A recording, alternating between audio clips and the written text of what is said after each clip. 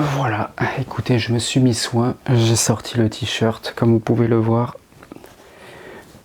Le vrai Sonic, pas le Sonic du film qui est sorti là, avec Jim Carrey. Enfin, c'est ridicule quoi, vraiment. J'ai regardé ça, rien que la bande-annonce, ça m'a horripilé quoi. Je me suis dit, ça c'est Sonic, et les gens ils sont contents et tout. Le vrai Sonic, c'est celui des années 90, celui sur la Sega Mega Drive. Putain, à l'époque, j'avais Sonic 1, 2, Sonic & Knuckles. Pour moi, le vrai Sonic, c'est ça, quoi. Tu t'allais dans les stages, tu te baladais, tu faisais les niveaux. Il y avait de la découverte, il y avait du plaisir, de la rapidité. Le personnage allait vite, tu savais pas trop à quoi t'attendre. Et tu te demandais ce qu'allait nous réserver, du coup, Robotnik, le méchant. Et je suis désolé, mais quand je vois Jim Carrey faire le bouffon, je me dis, ça, c'est Robotnik. Et les gens, ils sont contents, ils valident le film. Alors vous allez me dire, ouais, t'es un boomer, t'es nul, machin. Alors déjà, je suis pas un boomer, je suis un millénial. Et je suis désolé, mais pour moi, le vrai Sonic, bah, c'est vraiment celui des années 90. Et même Mario, le film qui est sorti, que Nintendo a fait, et ben même eux, c'était simple et efficace. Alors que je suis pas du tout pro Nintendo, ben, j'ai bien aimé le film. J'ai les références et tout. Eux, ils ont compris, j'ai l'impression, ils ont bien compris. Mais Sega, pour moi, ils sont passés à côté du film. Pour moi, c'est pas ça, Sonic. Hein, bref, ça, c'était juste pour l'ouverture. On va parler des jeux vidéo. Donc, ça fait partie de ma personnalité. C'est peut-être ma plus grande passion. Peut-être la deuxième, la première. Donc, je vais répondre à certaines questions. Est-ce qu'un chrétien peut jouer aux jeux vidéo? Est-ce qu'un chrétien va aller en enfer s'il joue aux jeux vidéo? Et du coup, je vais vous raconter des anecdotes, mon histoire et tout. Je vous conseille au lieu de regarder cette vidéo, oh putain, catastrophe, je couperai ça au montage ou je mettrai ça dans le bêtisier. Je vous conseille plutôt d'écouter ça au format audio plutôt qu'en vidéo parce que je pense que la vidéo va être un petit peu longue. Et peut-être d'ailleurs que certains ne vont pas être intéressés par le sujet, vous allez partir de la vidéo. Si c'est le cas, s'il vous plaît, merci de liker, de soutenir la chaîne financièrement, parce que le fait de quitter brutalement une vidéo, ça envoie un mauvais signal à l'algorithme YouTube, parce que l'algorithme est de plus en plus sévère. Et voilà, il faut soutenir les créateurs. Je pense que l'humain sera toujours plus fort qu'un algorithme. Donc voilà, n'hésitez pas à soutenir la chaîne, ça fait toujours plaisir. Et moi, je vais attaquer du coup le sujet. Mon rapport avec les jeux vidéo. Donc j'ai commencé Donc il y a deux choses. D'abord, il y a tout ce qui est console portable, console de salon et PC. Et les bornes d'arcade. Alors on va commencer vite fait par les bornes d'arcade. À l'époque, voilà, quand j'étais petit, quand j'allais avec mon père et tout, boire une limonade ou siroter un petit verre de grenadine, et bien après j'allais dans la borne d'arcade à côté, je mettais des pièces et je jouais à Street Fighter 2. Il y avait Street Fighter 2, il y avait un jeu de foot dont j'ai oublié le nom, et un jeu de basket, mais ça a été adapté sur la Neo Geo par la suite. Il y avait un jeu Spider-Man aussi sur arcade qui était cool, plutôt cool. Et c'était un vrai kiff, quoi. C'était incroyable ce genre de jeu et tout. Et après, ma première console de jeu, ça a été la Sega Mega Drive, la deuxième version. Et là, j'ai connu pratiquement tous les plus gros hits de cette console. Hein. J'avais Sonic 1, 2, Sonic & Knuckles. Le seul qui me manquait, c'était Sonic 3. J'avais Street of Rage, mais j'avais que le premier. Les épisodes 2 et 3, je les ai découverts après sur émulation. L'épisode 1 fait partie de mes préférés. Moi, je préfère le premier. Beaucoup de gens vont dire le deuxième, il est meilleur et tout. Oui, techniquement et tout, il est meilleur. Il est bien meilleur, les sprites, les graphismes, la durée de vie, les musiques et tout. Mais par nostalgie, je préfère le premier. C'est vraiment celui que j'ai connu, je l'ai poncé, mais 1 million de fois, je le connais par cœur. J'arrive à finir le jeu en méga dur, je prends toujours Adam. Voilà, les Golden Axe aussi. Voilà, Golden Axe 1, après j'avais acheté le 2. Exceptionnel, des jeux mais inoubliables. Revenge of Shinobi, que j'ai jamais terminé, beaucoup trop difficile. J'avais plein de jeux, j'avais Le Roi Lion, pareil, jamais fini, trop dur. Et il y en a un qui m'a marqué, c'était Aladdin. Alors, la Super Nintendo avait fait aussi une version, mais la version Mega Drive est beaucoup mieux. Ce jeu, je pense que il m'a vraiment marqué. Je sais pas si vous avez connu ce jeu, mais en tout cas, c'est un jeu qui m'a beaucoup marqué dans le sens où, là, je peux vous dire une anecdote, par exemple, c'est le niveau de la lave. De toute façon, c'est adapté du film, hein, du dessin animé. Dans ce niveau, en fait, il faut échapper à des boules qui nous poursuivent. Donc, t'es là, tu cours et tu dois sauter. Parce que c'est un jeu de plateforme, donc tu sautes et tout. Et à un moment, la boule, elle te colle près du... Tu vois la boule te coller le personnage. Tu te dis, mais... Et ce passage, j'étais obligé de le recommencer plusieurs fois pour bien maîtriser le truc. Et là, tu te dis à ce moment-là, mais la boule va me tuer, c'est pas possible, qu'est-ce que je fais? Donc tu dois vraiment faire un saut calculé, mais vraiment au millimètre près. Tu sautes, après avoir recommencé 1 million de fois, tu sautes et tu te dis, mais qu'est-ce qui se passe? Je tombe dans le vide. Et là, il y a un truc magique, un truc incroyable. Il y a le tapis volant qui arrive. Il te sauve du truc. Et là tu es sur le tapis volant, tout s'arrête. Et après, tu revois le compteur de vie, tout ça qui réapparaît. Et le niveau continue. Tu es sur le tapis volant, tu dois éviter les obstacles. Incroyable. Ce jeu est incroyable. Vraiment, celui-là, Street of Rage, Sonic, une superbe console. Peut-être la meilleure de l'entreprise Sega, je pense. Puis après, il y a eu la PlayStation 1. Donc quand elle est arrivée sur le marché, mais ça a été incroyable. Mes cousins avaient aussi la PlayStation 1. On s'échangeait les jeux, tout ça. Donc il y avait les Final Fantasy 7, 8, 9. J'ai passé tellement d'heures dessus. Il y avait Spyro le Dragon, Crash Bandicoot. Il y avait Driver aussi, pour ceux qui connaissent. Tu mettais au moins 2 ou 3 heures pour passer le tuto dans le parking, là où il fallait faire plusieurs manœuvres. Fallait faire 3 tours. En 2 minutes, fallait genre faire 3 tours. Fallait faire un créneau. Fallait faire un slalom. Je peux te dire qu'après avoir réussi le tuto en 2-3 heures, t'étais rodé pour l'émission, quoi. J'avais un jeu qui s'appelait Tenchu avec des ninjas infiltration, qui était pas mal. Voilà, les Final Fantasy, je l'ai dit. Plein de chefs-d'œuvre, quoi. Plein de chefs-d'œuvre. Metal Gear Solid aussi, excellent aussi. Mais un jeu qui m'a beaucoup marqué, que je tiens quand même à dire, à faire hommage, c'est le jeu Siphon Filter, pour ceux qui connaissent. Pareil, c'est un mélange un peu d'infiltration-action, injustement on va dire, mis dans l'ombre de licences comme Metal Gear Solid. C'est vraiment dommage parce que cette licence est incroyable, Siphon Filter. Je vous conseille la trilogie sur PlayStation 1. J'ai d'ailleurs découvert les suivants l'année dernière, épisode 4, 5 et 6. Alors le 4, je l'ai rapidement abandonné, je l'ai trouvé un peu compliqué, mais les épisodes 5 et 6, je les ai faits, et bon, ils ont changé le gameplay, il était orienté plus action, mais voilà, sans spoiler, la licence se finit de manière un peu dramatique, et j'espère vraiment qu'ils vont faire un jour une suite de déterrer cette licence, parce qu'elle est incroyable, quoi. Et le premier jeu était sorti en 99, 2 ans avant la série 24 heures chrono, et en fait c'est ça, quoi. Siphon Filter, c'est un mélange de terrorisme, de politique, c'est un truc assez réel. Je me demande si c'est pas à cause de ça que la licence a été enterrée. Peut-être qu'elle était un peu trop proche de la réalité d'ailleurs. D'ailleurs, le jeu vidéo parle d'un virus qui s'appelle Siphon Filter qui contamine les gens et tout. Donc, mais ce jeu est incroyable, quoi, exceptionnel. Peut-être un de mes jeux vidéo préférés de tous les temps. Donc PlayStation 1, et après j'ai eu la PlayStation 2, ça a été ma dernière console salon. Voilà, je l'ai acheté juste pour Final Fantasy X et Dragon Ball Z Budokai Tenkaichi 3. Voilà. Et après je me suis arrêté là. Voilà. Console portable, j'ai juste eu la Game Boy et la Game Boy Color. Voilà, surtout pour jouer à Pokémon, voilà, rouge, bleu et or argent, qui sont des bons jeux, très très bons jeux de la part de Nintendo, en sachant que je ne suis pas du tout pro Nintendo. Voilà, Mario c'est sans plus, Zelda j'aime pas Zelda, et Pokémon, ben, surtout les premiers jeux. Moi je me suis arrêté à la 2e génération, après stop. Mais je suis pas pro Nintendo, vraiment. Par contre, je reconnais qu'en console portable, ils sont très bons. Surtout Game Boy Color, Game Boy Advance et Nintendo DS, parce qu'il y avait pas mal de point and click, notamment la série des Professeurs Layton avec des énigmes et tout, et la série des Phoenix Wright. Et après, sur émulation, j'ai découvert les investigations 1 et 2 de l'univers Phoenix Wright, où tu joues le rôle du procureur Benjamin Hunter, et c'est encore mieux que Phoenix Wright, je trouve.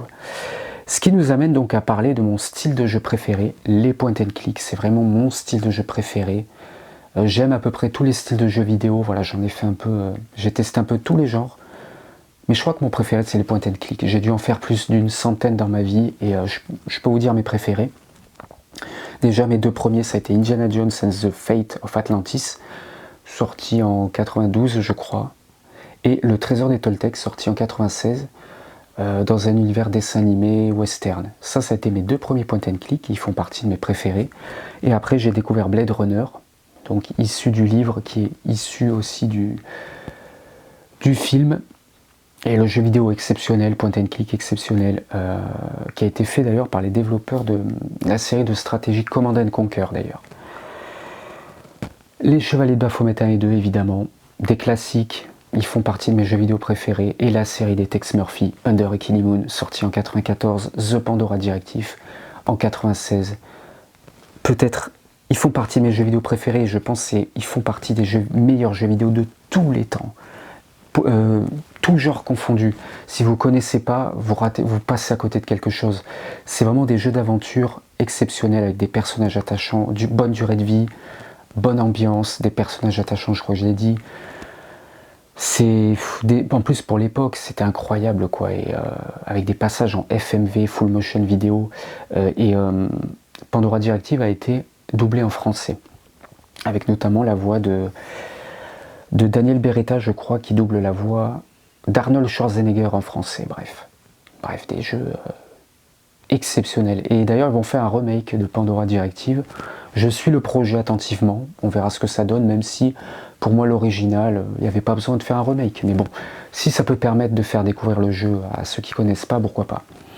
Donc les point and click, c'est vraiment mon style de jeu préféré. Je vous ai dit, tous les Discord Noir aussi m'a particulièrement marqué. Gabriel Knight 3 qui se passe en France d'ailleurs. Il y a du subliminal, un peu Illuminati en arrière-plan d'ailleurs, j'avais remarqué le symbole. Il y a un peu d'occulte malheureusement, mais en termes de gameplay, ce sont des jeux exceptionnels quoi. Les LucasArts, les Sierra, c'est des sociétés qui ont marqué l'histoire du jeu vidéo dans les années 90. Donc les point and click, après j'aime bien Advance Wars aussi en jeu de stratégie sur Game Boy Advance qui était sorti. Et en FPS, je vous dirais No One Lives Forever, pour ceux qui connaissent, où on incarne le rôle de Kate Archer, un agent secret, c'est un peu la James Bond, qui doit contrecarrer les plans de l'organisation du crime. Et c'est trop bien, il y a de l'humour, on voyage dans le monde entier pour accomplir des missions. Ça c'est un FPS vraiment stylé, et j'espère qu'ils feront un troisième épisode, mais on ne sait pas à qui appartient la licence. Donc c'est pour ça que les deux jeux sont disponibles gratuitement. Et exceptionnel, hein, j'ai eu l'occasion de les refaire il y a 2 ans, et j'ai kiffé quoi, c'est toujours autant un plaisir. J'espère qu'ils en feront un troisième d'ailleurs. Donc voilà, qu'est-ce que je voulais vous dire de plus? Je pense que j'ai terminé pour mon histoire. Vous l'aurez compris en tout cas, vraiment les jeux vidéo, c'est vraiment une de mes passions. Et donc là, ça nous amène à parler de la deuxième partie. Est-ce qu'un chrétien peut jouer aux jeux vidéo? Est-ce qu'un chrétien va aller en enfer s'il joue aux jeux vidéo? Alors ça me fait rigoler parce qu'avant, quand je faisais des vidéos sur les jeux vidéo par plaisir, que je parlais des jeux vidéo, que j'essayais de défendre ça, il y avait dans les commentaires des chrétiens qui disaient ouais, faut pas jouer aux jeux vidéo, c'est pas bien. Mais pour moi, ce sont des gens qui ne connaissent pas l'univers des jeux vidéo. Pour eux, les jeux vidéo, ça se résume à Call of Duty, GTA, Fortnite, FIFA, alors que c'est vaste, l'univers de jeux vidéo, c'est comme le cinéma. Il y a plusieurs styles de films, et les jeux vidéo, c'est pareil. Et moi, ça me fait rire ce genre de commentaires parce qu'ils viennent donner des leçons, et quand tu cliques sur le pseudo, hein, j'ai vérifié, des fois je vérifie, le mec il a 1 million de chaînes, des chaînes sur le foot, des chaînes sur le cinéma, des chaînes machin, et le mec se permet de donner des leçons et tout. Je vois pas en fait où est le problème de jouer à des jeux vidéo tant que tu ne vas pas dans l'idolâtrie, tant que tu ne mets pas ça au premier plan à la place du Seigneur, Jésus-Christ. C'est-à-dire que le Seigneur doit toujours passer en premier. Et après, tu as tes passions. En deuxième, tu as tes passions, tu as tes trucs que tu aimes, tu as le cinéma, tu as les jeux vidéo. Jouer à du jeu vidéo, ce n'est pas mal. Vous n'allez pas aller en enfer parce que vous jouez à du jeu vidéo. Après, comme les films, en effet, comme dans le cinéma, il y a des films à éviter, mais dans les jeux vidéo, c'est pareil. Il y a des jeux vidéo à éviter, je pense notamment, si vous voulez un exemple, la série des Resident Evil. Pour moi, c'est du survival horror, donc c'est des jeux très violents, voilà, un peu limite occulte, hein. Je pense notamment à Resident Evil 4, où il y a carrément, je crois, il y est fait mention d'une société qui s'appelle les Illuminati, hein, il me semble, hein. Si mes souvenirs sont bons, il y a des jeux à éviter, évidemment. Maintenant, je vois pas où est le problème si vous jouez à Mario ou à Professeur Layton avec des énigmes, surtout qu'il y a des bons jeux vidéo qui font travailler la mémoire. Donc vraiment, vous inquiétez pas, quoi. Tant que vous mettez le Seigneur Jésus-Christ au premier plan, le reste c'est ok. Ceux qui disent ça ne connaissent pas le milieu, c'est tout. Donc on est au 21e siècle, pardon. Donc maintenant, c'est les nouvelles technologies, c'est les IA, c'est le métaverse. Les jeux vidéo font partie des nouvelles passions de notre société, c'est comme ça. Et ceux qui peut-être ont plus de 40 ans, 50 ans, ont du mal peut-être à l'accepter. Mais on s'adapte avec notre époque et il existe aussi des bons jeux vidéo chrétiens. Il n'y en a pas beaucoup, c'est vrai, mais je peux vous citer un exemple. Vous avez la société de développement qui avait développé des jeux pour la Super Nintendo. Les développeurs, je crois que leur nom c'était The Wisdom Tree, donc l'arbre de la sagesse. Ils avaient fait quelques petits jeux style Super Nintendo. Et voilà, il y a aussi un jeu qui s'appelle Super Noah Ark, je crois 3D. En gros, ils ont repris le moteur de Doom, le premier, qui là pour le coup est un jeu à éviter en tant que chrétien parce que c'est violent, vous tuez des démons et tout, donc il y a des symboles occultes, on est d'accord. Mais en fait, le mec a repris le moteur du premier Doom, mais en gros, il en a fait un jeu chrétien, il a fait un jeu non violent. En gros, je crois que tu joues tu joues un berger qui va cogner contre des chèvres et tout. C'est un jeu non violent, mais qui a une thématique chrétienne, et j'ai trouvé ça trop stylé en fait. On peut faire des bons jeux vidéo, c'est un art. Moi, je considère le jeu vidéo comme de l'art. Et j'espère qu'un jour, pourquoi pas faire un jeu vidéo, ou plusieurs jeux vidéo, mais pour cela, il faut du réseau, ce que je n'ai pas. Et il faut beaucoup d'argent, ce que je n'ai pas non plus actuellement, mais pourquoi pas un jour, d'ici que le Seigneur revienne, pourquoi pas faire un jeu vidéo, plusieurs jeux vidéo. Mais je sais que si je veux me lancer dans ça, il faudra que j'embauche des gens. Jamais je pourrais faire ça tout seul, ça c'est clair. Mais pourquoi pas? Moi en tout cas je suis ouvert à ça. En fait j'ai tellement de trucs, j'ai tellement d'idées, tellement d'ambitions. J'ai vraiment envie d'apporter quelque chose dans ce milieu chrétien. Il manque des choses. Donc j'espère que je pourrai avec le temps créer du réseau, créer des bonnes relations. Si le Seigneur peut me permettre cela, ça serait vraiment intéressant. Je vais regarder mes notes pour voir si j'ai rien oublié. Du coup, donc attention que ça, qu'on ne tombe pas dans l'idolâtrie, voilà, donc dans l'addiction aussi, attention à ne pas tomber dans l'addiction parce que c'est chronophage, les jeux vidéo c'est chronophage, et attention parce qu'on peut vite perdre du temps en passant des heures et des heures, mais pour vous dire un truc d'ailleurs à ce sujet, là j'ai le Steam Deck, j'y joue de temps en temps, que ce soit pour du rétro ou des jeux modernes, pas tous les jours, mais de temps en temps je sors la console, je joue. Et quand je joue à un jeu vidéo, à chaque fois dans ma tête, c'est comme si le Seigneur me disait « Attention, ça fait perdre du temps ». Alors c'est bizarre parce que avant, quand j'étais non chrétien, je ne pensais pas à ça, je ne pensais pas à la notion du temps. Quand tu es enfant ou adolescent, tu t'en fous du temps, tu joues, tu t'amuses comme un fou et tout. Mais c'est bizarre, mais quand on est adulte, ou quand on est chrétien, on joue à ça, et enfin moi en tout cas ça me le fait, je ne sais pas si ça vous le fait, vous me direz dans les commentaires. Eh bien, à chaque fois que je joue pendant le jeu, je vais penser à l'intérieur de moi-même, attention au temps que tu prends à faire ça et tout, ça me le fait tout le temps maintenant. Du coup, c'est vrai que c'est un petit peu dérangeant, mais c'est vrai que c'est peut-être le Seigneur qui envoie un message et qui dit que attention de ne pas passer des heures et des heures sur ça, quoi. J'avais envie de vous dire ça. Écoutez, si vous avez kiffé cette vidéo, n'hésitez pas à liker, à soutenir la chaîne financièrement, ça fait toujours plaisir. Parce que ça permet aussi, pourquoi pas peut-être en vivre un peu, donc je vais pas le cacher, d'ailleurs j'en parlerai dans une vidéo par rapport à l'argent, tout ça, ou l'entrepreneuriat et tout. Voilà, si vous êtes dans une église, n'hésitez pas à en parler à des frères et sœurs en Christ pour qu'ils connaissent cette chaîne.